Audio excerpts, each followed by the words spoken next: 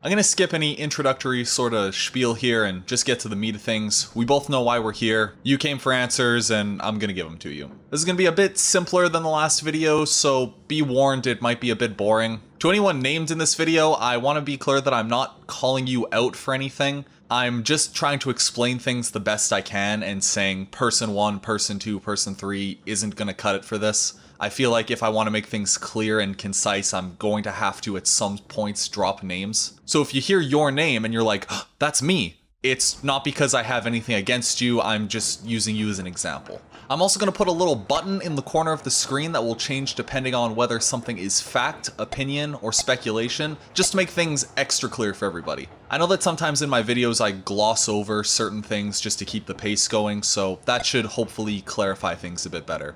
And lastly, to anyone who might have an axe to grind on either side of this argument, please just don't harass anyone mentioned in this video or in general. I'm not trying to provoke anything, I'm not trying to start a fight, and I do not condone going after people over this. Alright, with all that out of the way, let's discuss the process of selecting the winners.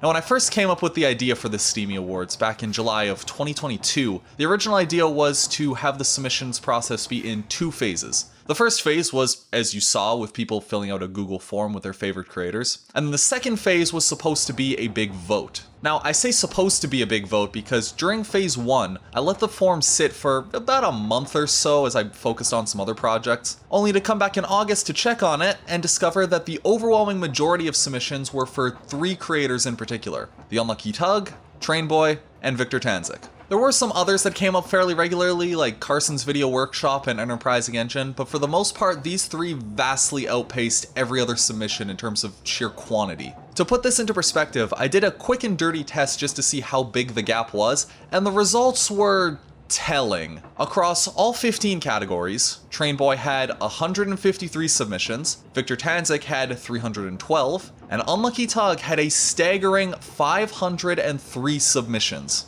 In comparison, Mr. Ryan, who won Most Ambitious, got 44 submissions, Headmaster Hasting, who won Best Cover Song, got 15, and Train Builder, the winner of Best Model, had 2. When I first realized how one-sided these submissions were, I very quickly started to worry, though not for the reasons you might think. I have no problem with Trainboy or Tug or anyone winning an award. My fear was that if these creators who are so big and so well known in the fandom were put in a poll and the results of the submissions were reflected in the poll, these creators would basically end up dominating every category. And I do mean every category. Trainboy, who is not a musician as far as I can tell, got nominated for Best Music. Unlucky Tug, who doesn't draw, which is what I'd intended the Best Artist category to center around, got nominated for Best Artist. And for some reason, there's an entry for Victor Tanzik just chilling in Best Essay, and I know that's not right. And while these 3 certainly deserve the turnout that they got, I'm not denying that in the slightest, I had an underlying fear that when people got to the poll, they would see these 3 creators listed under categories that they don't really belong under, and vote for them over artists that they've never heard of. Because, let's be real, no one's going to take time to sift through all the content and find the ones they like the best. They're most likely just going to chuck the whole thing into the too hard bin and pick the one they know. And there's absolutely nothing wrong with that, like who you like. But setting it up that way would kind of break the whole show, if you know what I mean. It would make the results look less like this and more like this, which is way less interesting of a show. So I had to come up with a solution. And the first thing that came to mind was making it a vote, sure, but tailoring it so that each creator is only in categories that they fit into. So say you could put Unlucky Tug, for example, under Best Model, but not Best Music. But not only does that not fix part of the original problem, it also introduces a new one. How do I choose who does and doesn't fit into which category? Like I said, Unlucky Tug was put into the artists category, which I was intending to be all about drawing, but you could argue that modeling is still an art, so what would you do there? Some might say exclude him, and others might say include him, and then I'm kinda stuck. So then I thought, okay, what about 1 category per person? Which also doesn't fix things for the same reasons I listed above, but also adds 2 new problems. The first being that if I put out a poll and someone nominates, say, Trainboy for Best Series, and I decide to put him in Best Model, that's gonna look like I'm cherry-picking things when it comes time for voting. Someone will notice that their nomination isn't being represented, and if they say something, I don't know what I'd say to explain things. especially in the midst of trying to make this show happen in the first place because I didn't just want this to fizzle out. I can't just stop and make a video explaining something like this in the heat of the moment, and I'm certainly not about to write out this complicated, near indescribable problem and hoping people understand what I mean. Because let's be real, reading text can be interpreted a lot of different ways, and even if I wrote out everything as clearly as I could, someone could still interpret it in a way that I didn't mean. Hence, why we're here. The second problem, however, is way worse. Again, let's use Train Boy and Tug as examples. If they're both in the same category and one wins over the other, that's it. They're both out of the race permanently. Even if one of them would have certainly won in another category, the one category per person rule is absolute. If I flout that rule for even one person, that would look biased. I don't like giving people special treatment when I do reviews on their work. I prefer to just judge it based on its merits and not what I think of someone, since art is not an artist. And remember that phrase because it will be important as we go along. And then on top of that, if I say, okay, I just won't put those two super popular creators in the same category, you come back to the first problem, where people are just gonna vote for the most popular person anyway. And it's gonna look pretty unfair when a big creator beats a small creator that never would have stood a chance in the vote in the first place simply because they don't have a big enough audience.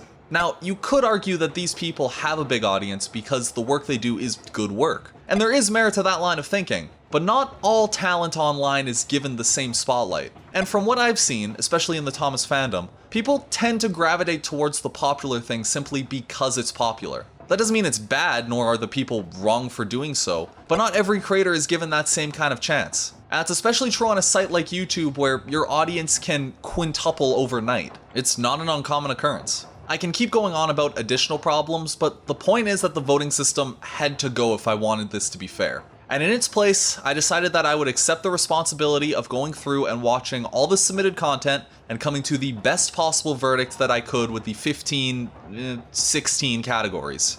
Now, moving over to the judging side of things, I have heard people say that I should have gotten a panel to help mitigate bias, and being told that was frustrating, but not in the way you'd think. It's not that I was offended that people didn't trust me to do this fairly, but that should have been a no-brainer. That sounds like a super fun way of going about things, though it does still come with a couple snags. Snags that are easy to work around, but snags nonetheless. The first is simply finding the people. Contrary to popular belief, I don't know every creator in this fandom. Heck, I hadn't even heard of some of these people until I started the evaluation. And the creators I do know are, well, they're kind of already in the submissions list. Now, it's totally possible to reach out to them, strike their names from the list to avoid any bias, and put them on a panel of judges. That's not a problem. The problem is more so trying to coordinate those people who live all around the world to all get on a Discord call at the same time to figure out who does the best funny train things. Especially when we all have wildly different schedules. That's not to say it can't be done, but it is tricky.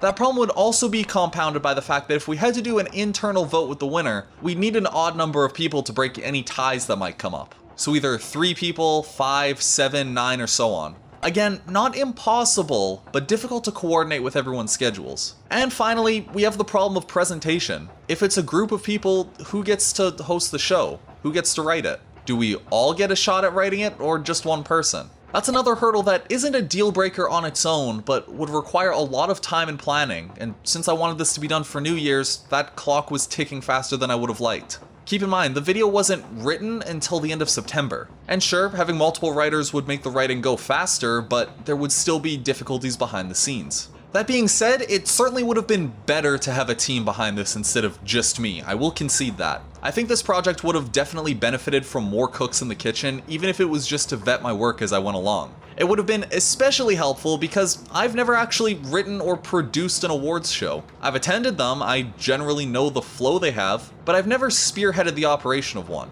This was my first time going through all the content and making decisions on who should win. And because I wanted this show to cover as much stuff as humanly possible, I was trying to find ways to simplify parts of the process to make things go a bit smoother. And one of those things I decided to do was use a writing style that I had experience with. The same writing style I use for reviews. That's part of the reason why we start with a Who Did It Better styled segment, which I quickly realized wouldn't fly for the whole video since it would have been way too fucking long, and not every piece of content can be broken down in that style, but there were some segments where I found it worked well. The point is, I know how to write reviews. It's what I'm known for, and people in the fandom generally seem to enjoy watching reviews and essay-style videos. So that all pointed me to making this a review-styled show. And looking back, no, it just made things harder, at least with how I went about the scripting process. Because now, not only do I have to write entire segments that have no payoff, but that trickles down into the audio and video editing. Had I just stuck to a setup and payoff styled show where I talk about a category and then the winner, without going into who came close to winning, it would have been 10 times easier. Heck, I probably would have gotten it done by December 31st like I'd originally wanted.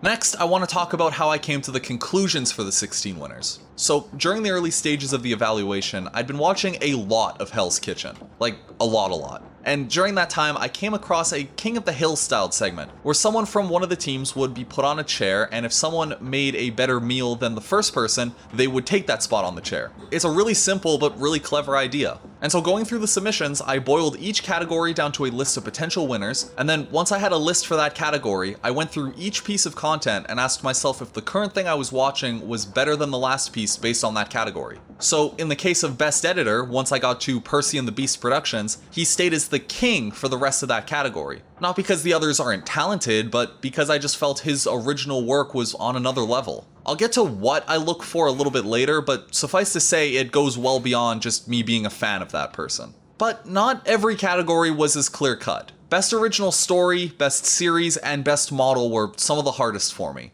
Best Model was hard because everything I came across was just fantastic, as I said in the original video. And this is a case where having someone who knows a little bit more about modeling would have been helpful. Not that I've never built anything with my hands, it's just I'm not as well versed in it as some other people. But Best Series, and especially Best Original Story, were so tightly connected to one another that it was incredibly difficult for me to keep them separated, since typically good series are good because they produce good stories. For Best Story, it was a bit simpler because I could look at one piece of content in a vacuum without thinking about how it affected the overall narrative. Obviously, the story was the most important part, but the writing, dialogue, visuals, and voice acting were also important as well. For Best Series, I had to look a bit broader. I had to not only take into account how good the stories in the series were, but also the character development, the lore, setups and payoffs, the uniqueness of the series, what it did with its concepts, how it ties everything together, and yes, the visuals. All of that played an equal part, and all the while using my own familiarity with the Railway series and Classic series as a baseline. And so when I came down to the two that I thought were the best, those being Stories of Sodor and Horrors at Howland Lake,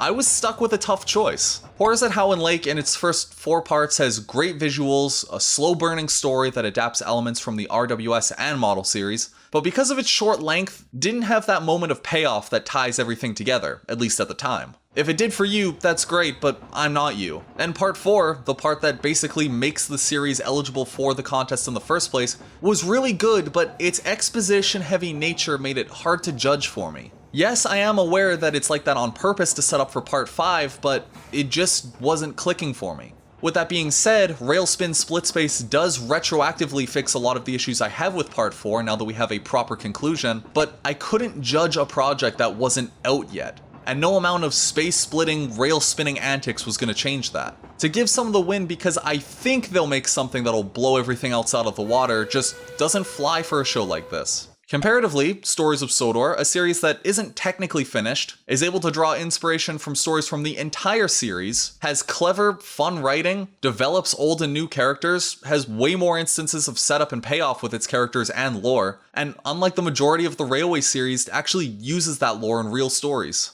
The lore debate is a topic for a whole other video, but it was another point that put Stories of Sodor just slightly ahead of Howland, with the only big drawback being that it just didn't look as pretty. And when I say put slightly ahead, I mean slightly. I can't stress enough how close the majority of these categories were. And like in Hell's Kitchen, the little details made all the difference. This wasn't a quick decision, and the needle could have easily fallen the other way at any moment. Had I made this video after Railspin Split Space had come out, the result very much could have been different. One last thing I'd like to talk about before we move on is the discrepancy with Best Series in the rules I stated at the start of the video. Now, I did say that I was going to be looking at content that premiered in 2022, and I did stick to that rule for every other category. But for Best Series, I had to bend the rules a little bit, and I want to explain why. Some of these series have been going on for a very, very long time, and others only get 1 or 2 updates per year. In the case of Stories of Sodor and Howland Lake, Stories of Sodor had basically the second half of Season 4 come out in 2022,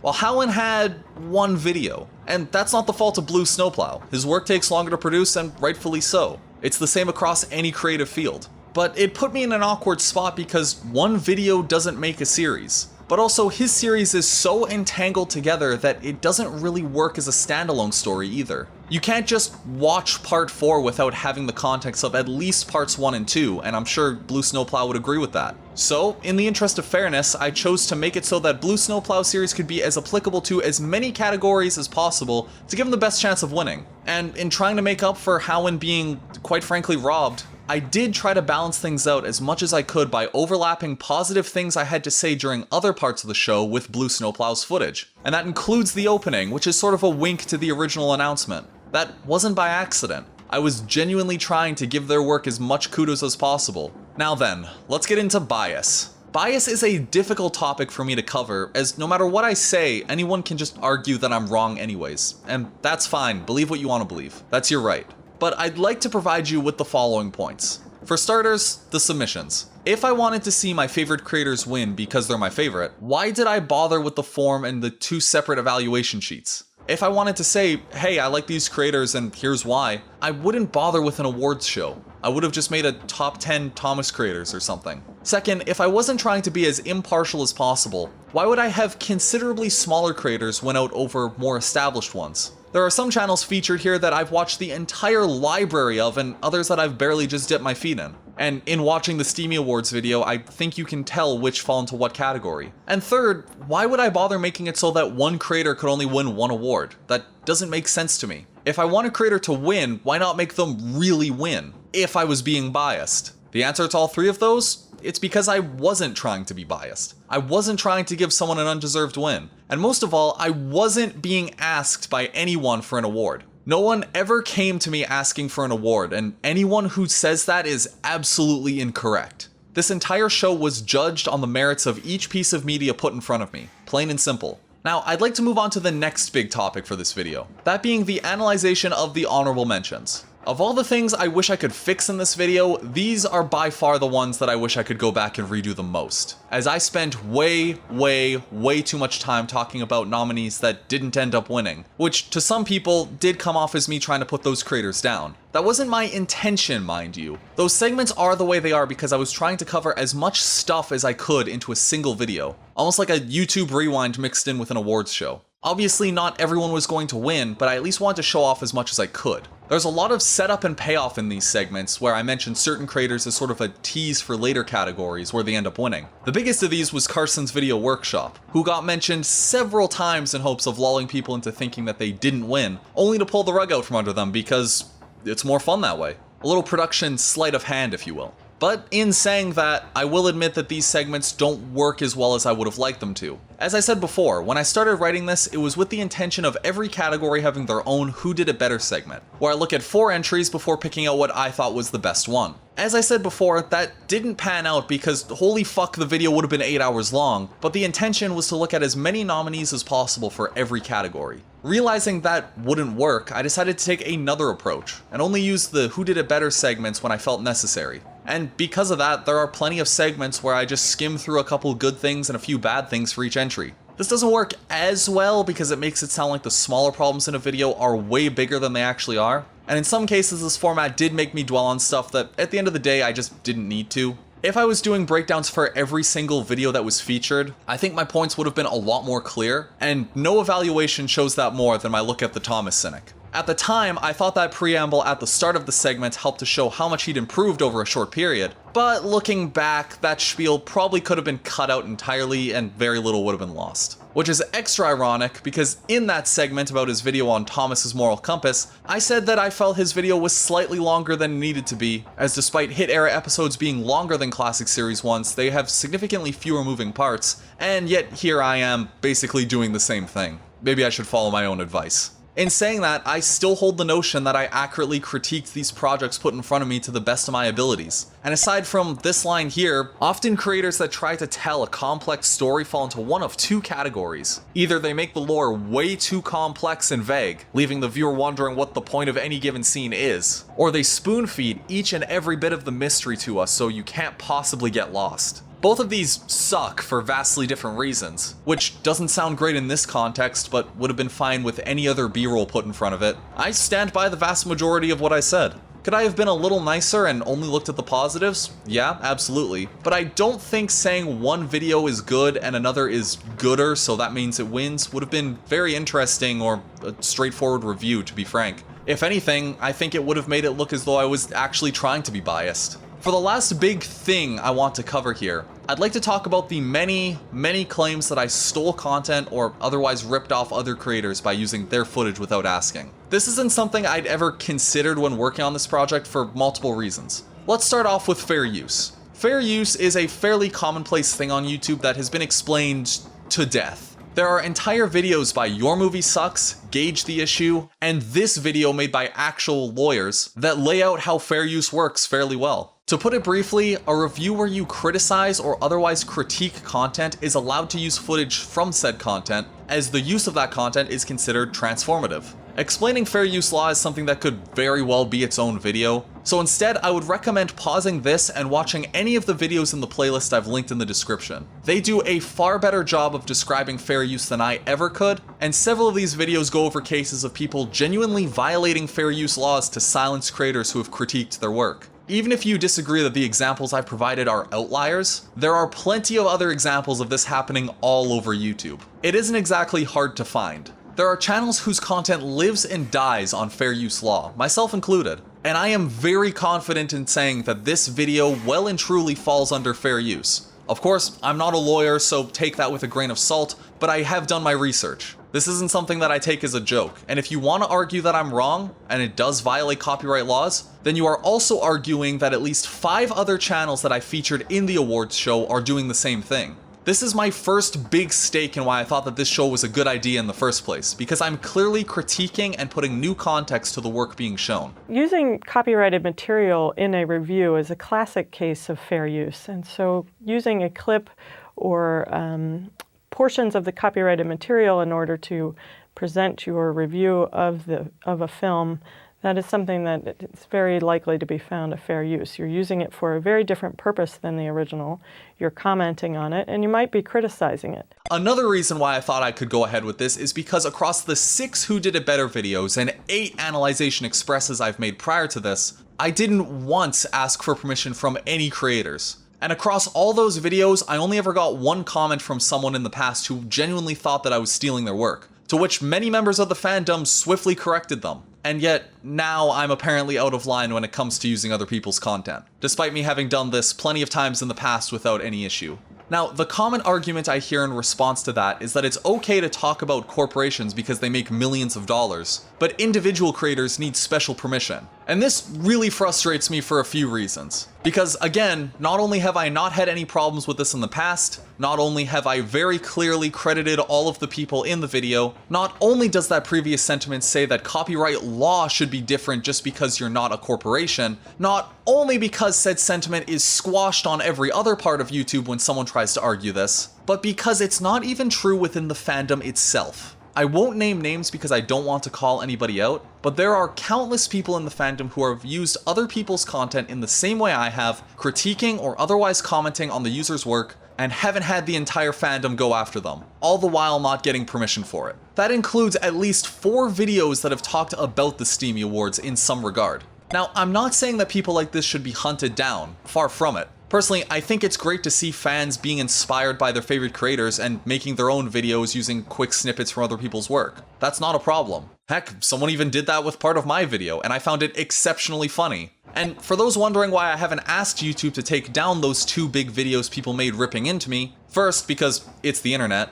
They're allowed to say what they want, and I can just as easily not pay attention if they say something I don't agree with. And second, because it would absolutely be violating not only fair use, but also YouTube's terms of service. If I went to YouTube and asked them to take down a video of someone critiquing what I made, YouTube would rightfully call me out for it and give me a channel strike. That's how the system works. And there are plenty of cases of this happening in the past. If you try to take down a video because someone is criticizing you, YouTube will eventually put you in your place. And if all of that isn't enough reason for me to think that this show was a good idea, and that I could use people's work without their permission, there are loads upon loads of creators on this platform doing the exact same thing, including Ant Dude, Drew Gooden, Danny Gonzalez, Curtis Connor, Gus Johnson, Picaspri, Bickerybox, Coffeezilla, Internet Historian, Wilbert Soot, JonTron, Summoning Salt, Your Movie Sucks, Jay Schlatt, and every reaction channel that watches a video from beginning to end while talking over it at certain points.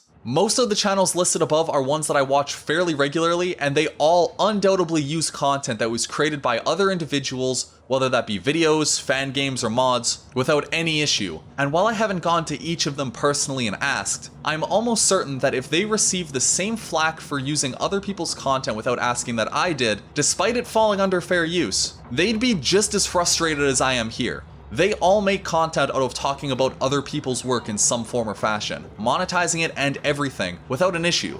Mostly, but people abusing YouTube's DMCA service is a whole other topic. And while we're on the topic of monetization, I want to make it very clear that a video with ads does not disqualify it from fair use. While whether something is commercial or non-commercial is one of the factors that goes into deciding whether a use is fair or not, it is not a determinative factor. So you can be doing something to make money, whether it's off of ad revenue or otherwise, that can be a fair use, and many commercial enterprises rely on fair use every day. There are other uses that are non-commercial that are not fair use, and so the distinction between making money or not making money does not decide the question of whether a use is fair or not. While I don't make these kinds of videos for a living, other people do, and I promise they're not making that money solely from YouTubes and merch sales. But there is one last point that I would like to make about this. Being called out for copyright abuse is especially frustrating to me, considering that the fandom regularly re-uploads copyrighted content without changing a single thing about it to make it transformative, and then get upset when Mattel comes in and takes down that content, despite them being legally in the right to do so.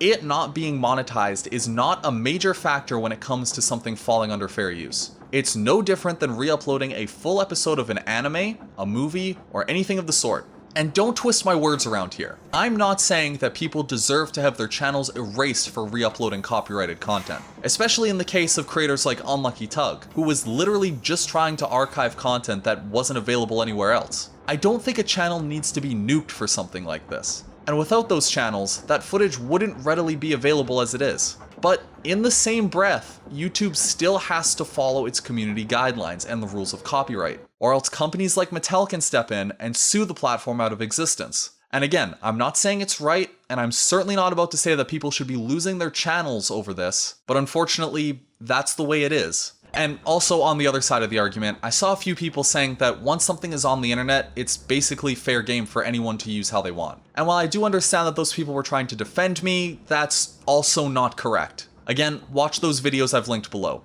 Which brings me to my last big point, my response to the initial backlash. I'm gonna put this simply. I had no idea what I was supposed to do when this whole thing blew up in my face. Let me set the scene. On New Year's Eve, I went to my job, worked from 9 to 3, so 6 hours, came home, had a shower, and started hammering away at this video to get it done before the new year. I started at 4 o'clock that evening, and even after 8 straight hours of video editing, I still had another few hours of work to do before the video could be exported and uploaded. Knowing that I had to go to bed since, it was midnight, I went to sleep. Come the next morning, I woke up with a bit of a headache, but I was determined to get this video done. So I sat down and got to work. A few hours later, the video was uploaded to YouTube, and because I'm way too tired to go and make a credits list in the description, I decided to just let the video be and come back to it when I'm fresh. And again, I've already put the title cards under nearly every piece of footage, so it's not like there aren't credits for all this work. So I send the video up, and go about my day, and a few hours later, the dam breaks. People aren't happy with this video, and they're letting me know the only way they can. I made a couple of attempts to try and explain myself, but not only were people not listening, there were just way too many of them for a single person to keep up with. It was very much like I was talking to a brick wall and every brick was yelling back at me at double the volume. And in case you're sitting there thinking, oh, it wasn't that bad, here are a few highlights from that initial wave. The names are blurred out for the privacy of others, but the comments are very much real. So instead of trying to keep up with the metric ton of hate comments calling me every word in the book, I decided to not waste the time and energy and just let everyone get their anger out before I said anything. To give another example of how bad it was, I used the phrase begging your pardon when addressing someone. This was after I'd said publicly that I was gonna lay low and let everything die down. That phrase, begging your pardon, is something that I do say both in real life and in text as a way of showing that I'm not here to argue, I just want to get a point across. And of course, immediately everyone looks at those 3 words and starts tagging me with duck memes and the like, which, yeah, I guess I was asking for it. But even still, it further cemented my mentality of wanting to wait until people were willing to act civil. They were literally ignoring what I was saying in favor of just clowning on me. And it wasn't worth my time to try to argue with people. It's also worth noting that not everyone was angry. There were plenty of people who were just happy to be recognized, and even more who were willing to talk to me about the show, either to work things out or to show me some support. And to those people, you know who you are, I am incredibly grateful for you helping me get through that. It means a lot, it honestly does. I've never taken the brunt of something like that before, and it really helped knowing that when I couldn't pretend like things were okay, you had my back. And to those who were upset by my video, I do want to extend an apology to you as well. I know I might have gotten a little heated in this video, but I genuinely wasn't trying to offend anyone with the Steamy Awards, or any video I've made for that matter. Throughout this channel's run, all I've been trying to do is talk about fan content in the same way that the official product is talked about, because I genuinely do think that it rivals, and in some case even surpasses the show. And that leads me to the last 2 questions. Am I going to delete the video, and where do I go from here? To answer the first one, no, I'm not going to delete the video. For several reasons, but for 2 in particular. First, I don't believe in deleting an opinion-based video just because it was unpopular. And second, because to those who did win, it would be a real slap in the face to essentially take back what I said, and by extension the awards. I did really mean it when I said that this fandom is responsible for some of the best things I've seen on the internet. And despite everything that happened, I still stand by that statement above everything else. As for what's next, well, I'm not gonna let this one video stop me from reviewing fan content, not by a long shot. There are too many fantastic projects, interesting stories, and creative, passionate fans out there for me to just give up. It's certainly no job, nor a career, but making videos is something that I love, and I'm gonna keep loving it until the end of time. At the time of posting this, there will be a live stream going over this and the Steamy Awards, asking any additional questions you might have, going over the production, and so on. So if you have anything you want to ask me, that's the place to do it. Oh, and one final note. I'm sure that when this video makes the rounds, it'll be clipped and put up on Twitter for everyone to mock and pick it apart and what have you. And if you see anyone doing that, just don't go harassing them about it for my sake. Again, they have the right to think and say whatever they want. And if they have a problem with anything that I've said here, they can come and talk to me in private. I'd be more than happy to join them in a voice call. Anyways, that's all I've got for now. I know this was a long, boring video. The next one will be more fun, I promise. Anyways, have a fantastic night, and take care.